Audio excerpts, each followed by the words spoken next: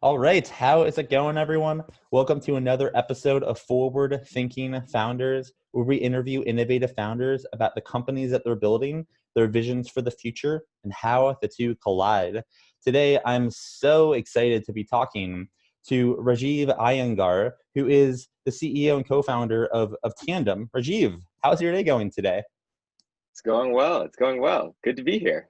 Yeah, I'm very happy to have you on. As a recent user to Tandem, I am super impressed with what you've built, and I'm very excited to learn more about it. So, for the listeners who may not know what Tandem is, can you kind of describe what you're working on? Sure.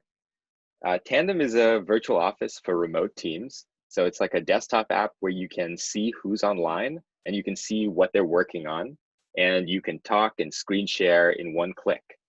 The inspiration originally came from, uh, we were working on a different project, and both of my co-founders had their first kids and started working from home.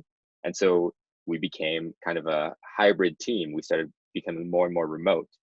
And so we tried every tool out there, but we just couldn't get the same feeling of being in a room together in person. So we built kind of a early walkie-talkie prototype that after a few iterations became Tandem. And the goal was really to give remote teams the flow of in-person collaboration. It definitely is good timing. I'd love to get some of your insight into what is happening in tech and in just companies over the last decade that kind of allows for Tandem to even have a market. Like, is remote work on the rise? And if so, like, I'd love to hear some insight into that.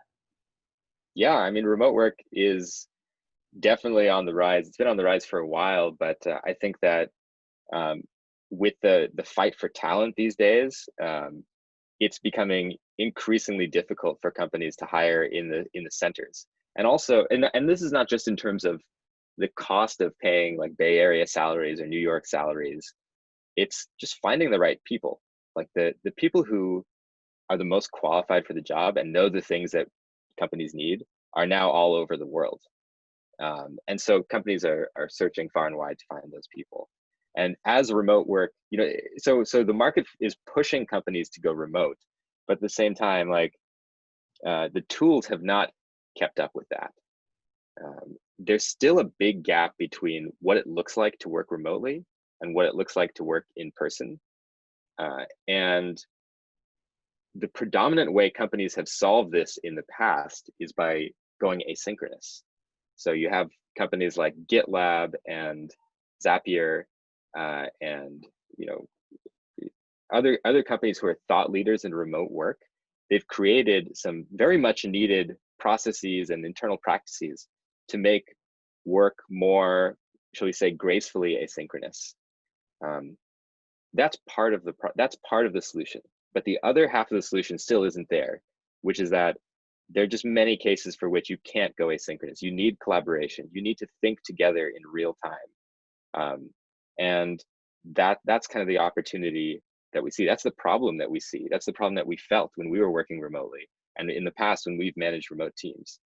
Um, so we're really focused around closing that gap. That's it's very accurate in that there's tons of content out there, on remote, kind of how to do it correctly, but the software hasn't caught up, and that's exactly what you're doing, which is very exciting. I'd love to dive a little deeper, nitty gritty into the product and kind of walk through what it's like for an average user to use Tandem. So let's say we're on the same team, you know, and we want to talk about, we want to jam. How would we use Tandem to jam on a topic? What are the different features that we can utilize to make it feel like we're almost in the same room? Yeah, so let's say we're on the same team. In the morning, what typically happens is you open your laptop. I log on to Tandem. I see who's around, and what I see is, I see Matt's online, maybe my co-founder Tim's online as well, and I see that Tim's kind of flickering between VS Code and terminal. So I have an instant sense that he's there, he's online, and he's coding. So maybe I shouldn't bother Tim. He's working on a feature. And then Matt, maybe I see you're on a Google Doc or a Notion page. and I get a sense that, oh, you're brainstorming or reviewing something, and so maybe I'd check in. So in that case, I would click on you, and we'd just be connected instantly. I'd say, hey, how's it going? Just checking in. Like, are you brainstorming on anything? And you might say, yeah, I'm actually looking at this spec. Let's think about this together. And so then at that point, and I apologize for I'm taking you all the way through the collaboration flow here. Oh, this is But great. then at that point, I would just click on your I can hover on your name, and in one click, I've joined you in your document. And now we're looking at the same document together, and we can think about it together and push each other's thinking. And so I've gone from just opening my laptop to thinking together with you and being in this collaborative flow in a few clicks. It almost sounds like you are recreating the in-office experience, but for remote workers. Is that the case? And yeah, actually would like to dive into that. Like you have this culture around in-person work, and you got remote work, which is being developed. What is that the interaction that ideally you would want that remote teams to have, and how do you emulate in-person teams on Tandem? Yeah, that kind of is a question that strikes at the heart of of our design process, like how we come up with Tandem. So we like to say it's a transcription, not a translation of real life. So we look at what happens when you're in an office and how people decide whether to talk with each other, or how long to talk, or what to look at while they're talking with each other. And what we find is, like, there are all of these nonverbal cues, little handshakes, these affordances that we have in real life. I look at you and maybe I look to my right and I see you sitting at the same table and you have headphones on. I know you're in focus mode, and maybe I should slack you instead of tapping you on the shoulder. Or maybe I look at you and like kind of wave, and you hold up a hand that's like, give me 2 minutes, right? Or maybe I go over to the whiteboard and point at something, and I draw your attention to something that I'm working on, like some piece of information. And all of these interactions are very natural when you're in an office, but they don't have equivalents when you're online. And so what we're trying to do is translate or transcribe a lot of these things to virtual space. But it's not like a skeuomorphic translation. It's not like we're talking about virtual reality and we're just going to recreate all of these things one to one. Instead, we're thinking about what's the best way they can live given the current tools. So, for example, if I tap you on the shoulder and swivel my laptop to show you something on the screen, the equivalent of that is, in Tandem, I can talk with you in one click and share my screen with you in one click. Or if you say like, hey, can I see what's going on? In Tandem, you can request screen share from me. So there's this symmetry of like push and pull. And so thinking about the whiteboard case, let's say I want to brainstorm with you on the whiteboard. I may point at a whiteboard. In Tandem, you can actually send a link instantly. So we have a keyboard shortcut or a quick button where you can send a link to whatever you're on currently, like the Google document that you're on. Correspondingly, if I see that you're on a document and I want to join you, I can click to go to that document. So we're building these pushes and pulls. I think the UX that you're building, the experience is so intentional and so smart, and I've gotten the benefit out of it just over the last few weeks of using it. And I now, as you're describing more use cases and different flows, I'm gonna go to my co-founder and figure out, hey, like we can use it this way, we can use it that way, which is really exciting. Something I'd love to dive into is there's this realm of, you have the future of work, and you have like the present of work, the current version of work, and you have what needs to happen in order to get there, to like actually have a good future of work. And I think a lot about, freelancing and what has to happen in order to enable, millions and potentially billions of people to freelance. Where what you're trying to do is you're ultimately trying to build a technology to enable hundreds, thousands, millions of teams, not just to like know that remote's an option, but to know that remote might be the better option because of recruiting, because of cost savings, et cetera. How do you think about Tandem pushing the envelope and the industry forward to allow more people to go remote, or do you just spend most of your time thinking about the product and delighting a few users now, and the rest will take care of itself? I'm wondering how you think of that.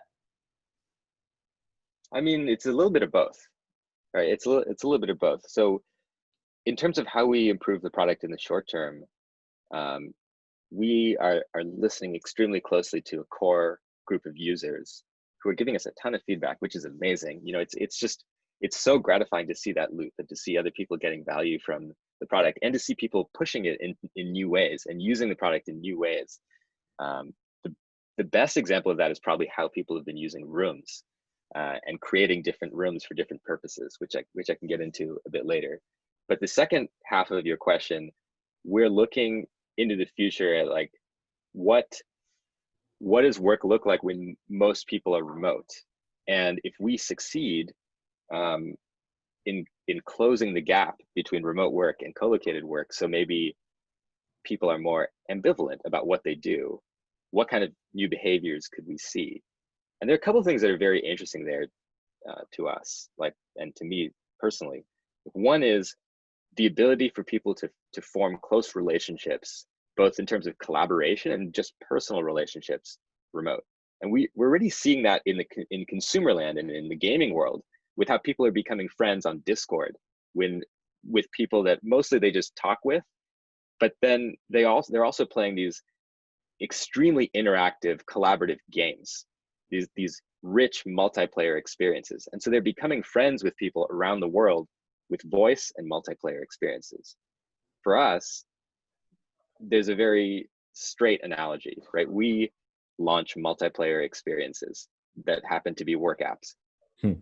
Figma, you know, InVision, Google Docs, Notion, all of the things that we integrate with and help you get into with another colleague. These are all multiplayer experiences. And so it would be, I think we will be victorious if we can enable people to become close work colleagues and even friends, no matter where they are in the world. And I think the other more high level point is that, you know, we see the world going towards remote work, and that can't be stopped. So then the question is, what kind of future do we want that to be? And we think that people will always want to talk with each other, and we don't want it to be lonely. We want it to be collaborative. We want it to be rich and dynamic, and have people learn from each other directly in real time. And that's our goal. It's a powerful future that you're painting, and one that I would love to see come true. We're social creatures, we're social animals, and Mm-hmm. you know, yeah, remote loneliness is a thing. So if you can build a product to eliminate that, that would be fantastic. So I'd love to go a little higher level beyond Tandem and beyond initial kind of remote work. I'd love to hear about just some of the world problems or trends or movements that you spend some time thinking about. It could be within future of work. It could be about companies that interest you. It could be about fintech or whatever. But you're in the startup world, so you must see a lot. I mean, just like what movements interest you in the world, or what industries interest you outside of specifically just remote work? That's a good question. I think we're always looking towards, you know, beyond remote work, to how people collaborate in general. So I think productivity, broadly speaking, and collaboration, broadly speaking, are pretty interesting and are being changed pretty rapidly right now. I think I think a lot has been written recently on the consumerization of enterprise, which it's a trend. And to recap, that's a trend of people with consumer backgrounds.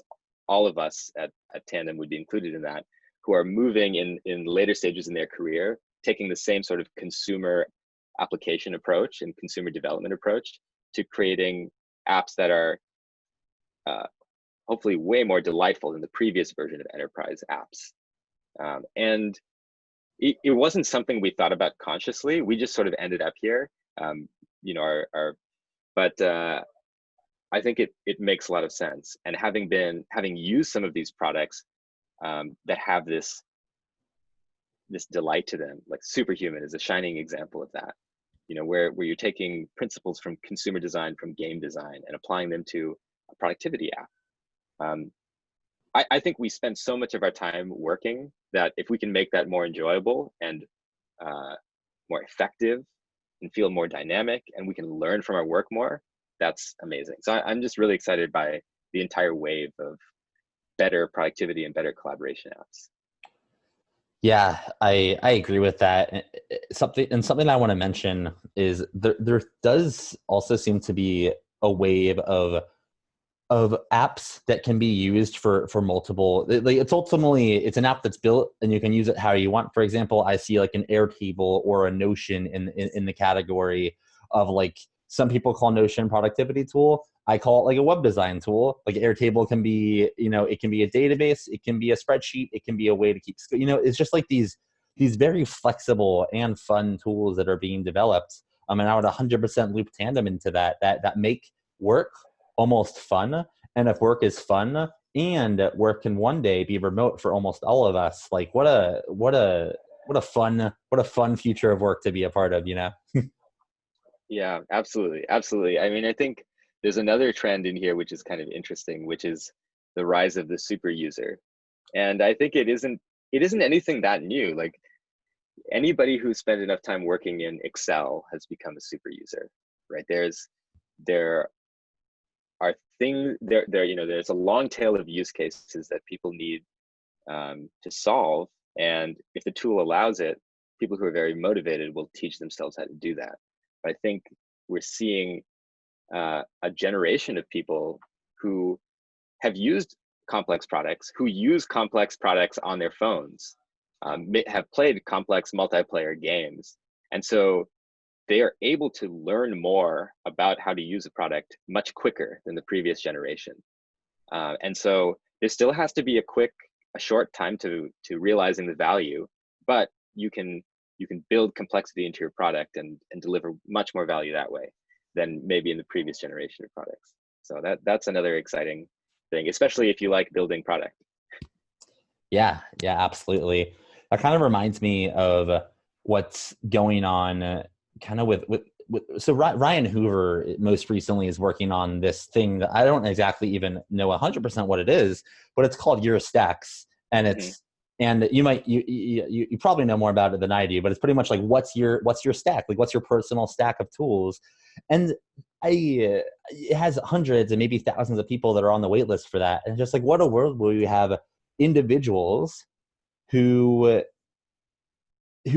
kind of have their own personal stack. Like a website doesn't have a stack anymore. We have personal stacks. And like, I don't know. I think that goes along with what you just said, and that work is changing and tools are changing. It should be, I don't know, it's just kind of interesting to watch it happen and be a part of it.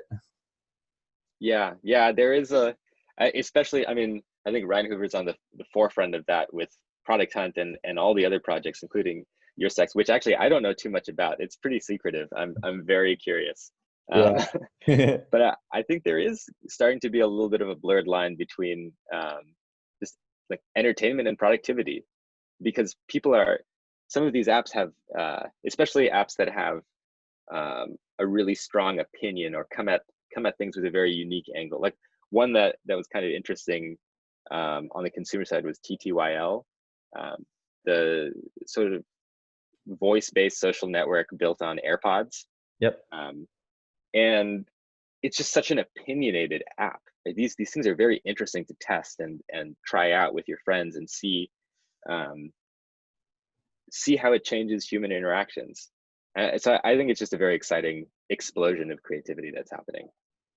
Yeah, I agree. It's a great time to be a human, in my opinion, like a human in tech. In 2019, going into the new decade. Looking forward to seeing what happens. So I would love to learn a little bit more about on this journey that you're on. You have Tandem. It's an iteration of previous companies that you've had, and you finally found something that's like hitting. It's working. You've raised some money. you have some users, the product is great. Like you actually have something that's on its way. And I would love to know, how do you think about, you know, mentorship or getting help, or kind of covering blind spots you may not know you have, as you're on this path to potentially like a really giant company one day? How are you thinking about getting help in the areas you might not be so good in, and just getting mentorship to make sure you are well-rounded and covered as you grow to a hopefully, billion-dollar company one day? Oh yeah, that's very top of mind right now. I mean, I think we one of the things that defines us as a team is we learn from each other, and we learn from our mentors. Actually, like for example, Bernat Bernat's my co-founder, one of my co-founders who's a designer. We were both on the early team at Aviate, which was an Android home screen that got acquired by Yahoo. And the three founders, Mark, Paul, and Will, are all angel investors in Tandem, and they're mentors to this day. And I think, we learn from mentors, but we also learn from each other, which is why we have such a strong opinion on remote work still needing to be social and dynamic, and talking with each other. So I think where we are now, I mean, we're actively putting the team together. You know, we were extremely fortunate with the traction we were able to get in Y Combinator, and we were able to raise a round, and more importantly, like get some amazing people, get connected with some amazing people who have built parts of this before. Whether it is they've built similar technologies, or they've brought similar products to market, or they've just built companies, like multiple companies, so they know what's around the corner for us, either operationally or in the go-to-market or in the technology. So I think I'm not sure. Yeah, I'm not sure how to distill down how we're thinking about it, but I think we think about mentors in each different area, not in terms of maybe two dimensions. One is, who knows the things that we need to know, like who knows things that we don't know. For example, like, what does the enterprise sales motion look like? Maybe that's a bit in our future, but we want people with that type of knowledge. And the second thing is, who do we work with well personally? Like they fit with our gaps, like they complement our gaps, and also have to some extent, a similar view of the world. I feel like that second point you just mentioned is kind of aligned with this realm that I've read a little bit about, called like kind of personal board of advisors. Like aside from your company, aside from whatever you're actually doing for your profession, the like you Inc. You as an individual will always go from. It could be one company for 20 years. It could be several companies, but you're always going to exist. And what I've read is that if you get people who are on your team and can be mentors and advisors to you, regardless of what you're doing at the time, that also is a kind of a good way to stay leveled and make the best decisions for your career, for the next 20, 30, 40 years. So that's something I've been thinking a lot about is, personal, like a personal board of advisors. I don't know. It's just interesting. 100% agree. And the advisors come from unlikely places as well. Like one of the people who I respect probably the most in terms of product thinking is, a friend from college who's not an investor or an advisor. I've never worked with him in any formal capacity. He's a rock climbing friend, actually. I think I would really, really agree with the value of a personal board of advisors. Yeah, it's just as I continue to go down my path as a founder, is just this things that you don't know when you first get started, and then you realize at some point, like, oh my gosh, I don't know almost everything. I need help. And once you kind of get to the point where you realize that you need some help, is when you can start growing as a person. And that's the things that I learned recently. But yeah, I appreciate your kind of your mindset and how you think through mentorship. I have a couple more questions for you. Yeah. like you mentioned that you went through Y Combinator, you got some good traction, and you were able to raise a solid round of funding. I'm kind of curious to learn what was the biggest thing that you learned, either about your customers or about the product or about yourself going through Y Combinator. And now that you're on the other side, with the funding, you've kind of done what you're supposed to do in that point of the company. Yeah, what surprised you, or what the most, or what you learn most about kind of that process? Yeah, I think there's a high level answer, and then there's a very tactical answer. So the tactical thing, I think the biggest thing that changed, there were two things that changed about our product through Y Combinator. We were doing constant iteration in terms of talking with users, and changing the product and getting their feedback. The two things that changed were how we described it. And we're still, working on the best way to describe it. But I think the virtual office for remote teams and being able to talk and screen share in one click captured the core value of Tandem more clearly than we had before. And so that's one thing that changed.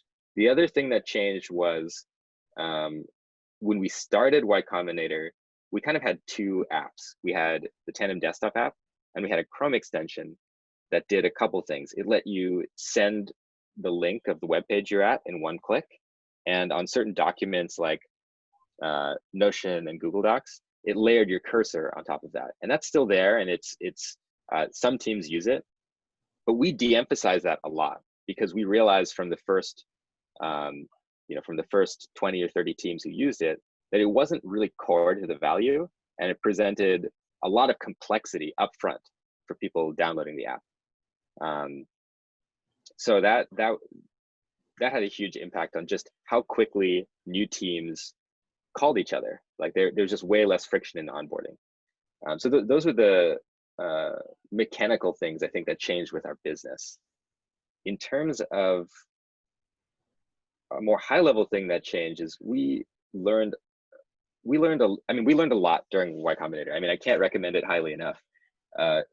Part of what we learned was from the partners, and the other part of what we learned was from talking with other founders at a similar stage.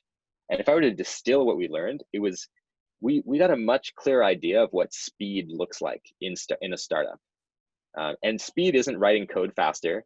It isn't necessarily having more sales calls. It isn't necessarily any one thing. Speed is about the rate at which you learn towards product market fit and how quickly you de-risk the biggest risks in the company. And I think we got a really clear picture of that across many different verticals, and it pushed us out of our comfort zone in many cases. Largely, it caused us to launch faster and launch features when we're still a little bit uncomfortable with them, and then make them better on the fly. I feel like there's nothing better to teach you about speed than being in a cohort with another 150 companies also trying to go as fast as they can. must be such a cool experience. Well, sweet. I have a couple more questions for you, and then we'll just about wrap it up. So I would love to hear, let's say a century from now, like I'm talking about a whole nother world. In 100 years, I would love to hear from you, what does Tandem look like? If you had to dream of like the biggest vision that could possibly happen, and also specifically, what does the future of work look like? Like what changed from 100 years ago, from now, and just kind of like ponder for a second. I'd love to hear your vision for the future of work and what it will look like, in a century.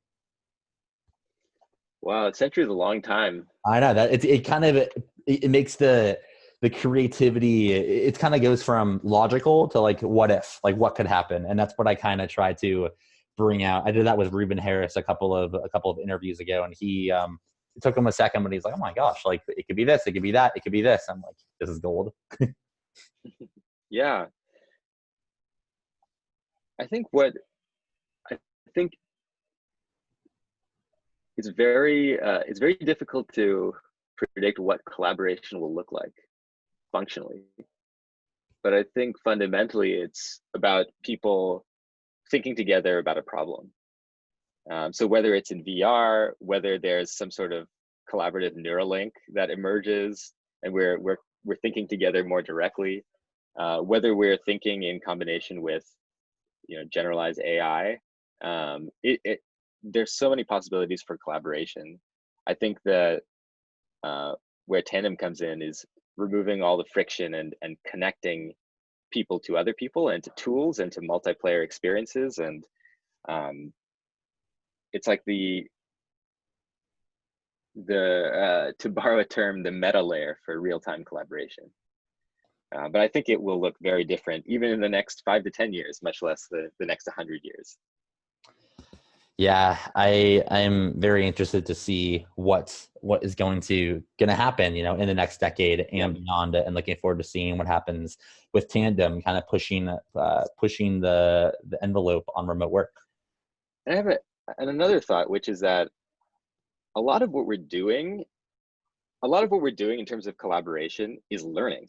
So with the advent of remote collaboration, all of a sudden we have tools that are in the flow of two people talking with each other and two people working on something together. Whereas when you're in the same room, there's no tool in the flow that helps mediate that and improve that.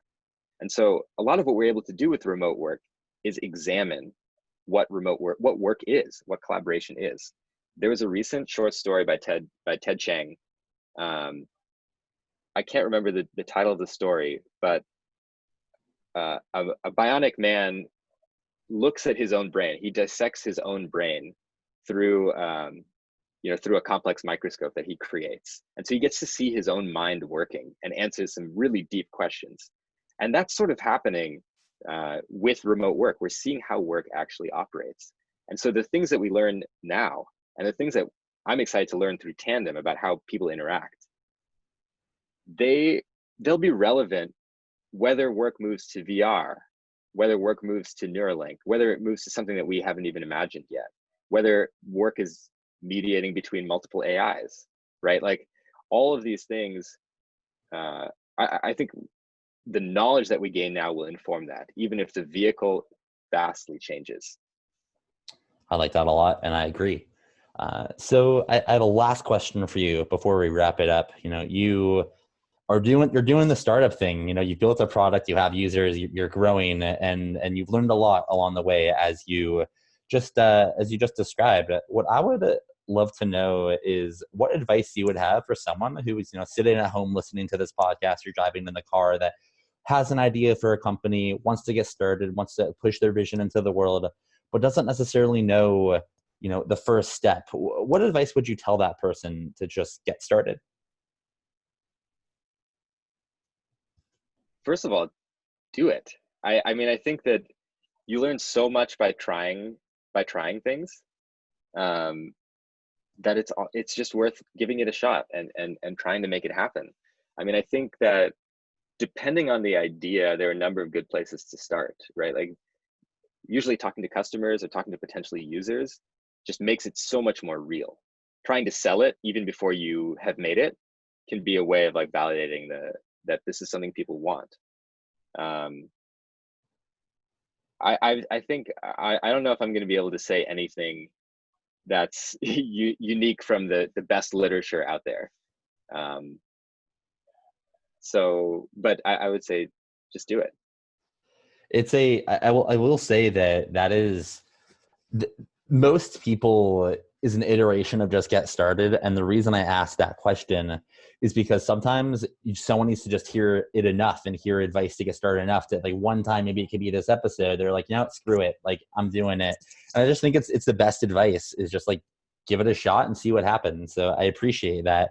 And I appreciate you coming on to the podcast. Thank you so much for spending your afternoon with Forward Thinking Founders. I really appreciate it. Yeah, thanks for doing this. I mean, it's really cool to think with you a bit about 100 years into the future. It's not something that I do every day. So this is really great. Yeah, you got it. Well, in 100 years, when we all are still alive due to technology, we can look back on this episode and see how right we are or how wrong. Yeah.